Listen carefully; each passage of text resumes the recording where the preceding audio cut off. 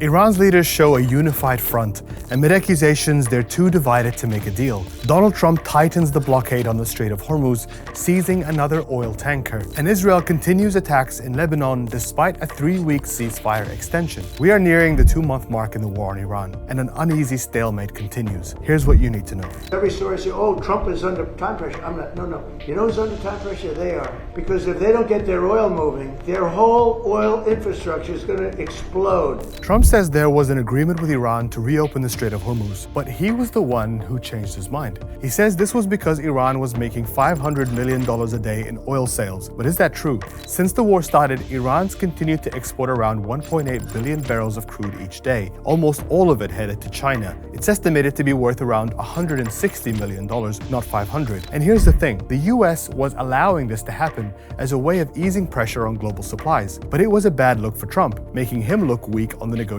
table. Now he's changing tack, ramping up the economic pressure and taking advantage of what he says is infighting among Iran's leadership. In a Truth Social post, Trump said Iran is having a very hard time figuring out who their leader is, and that hardliners and moderates aren't able to agree on a unified proposal. There's been reports questioning whether talks were stalling on Iran's side of the table. If the 75-man delegation that arrived in Islamabad in early April was a sign there was no clear authority among them. Iran's leaders have outright rejected this, putting out identical messages expressing unity.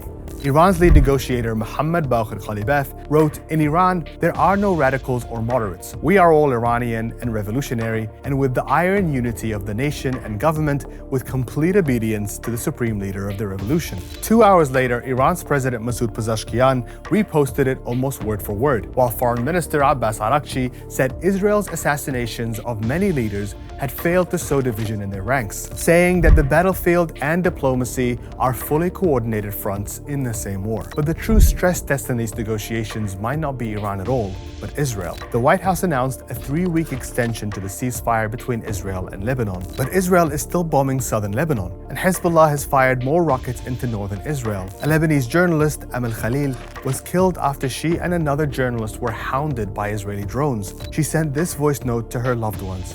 حبيبتي أنا منيحة أوكي ما تعتلوا هم أنا منيحة ومعي صبي زينب فرج منيح أوكي اللي صار إنه ضربوا سيارة ماشي كانت قدامنا أوكي بس ما تعتلوا ما صار شيء علينا نحن بس أنا ما بدي أتحرك من هون بس ناطرة اليونيفيل والصليب الأحمر احتياط أوكي أنا منيحة تقبلوني.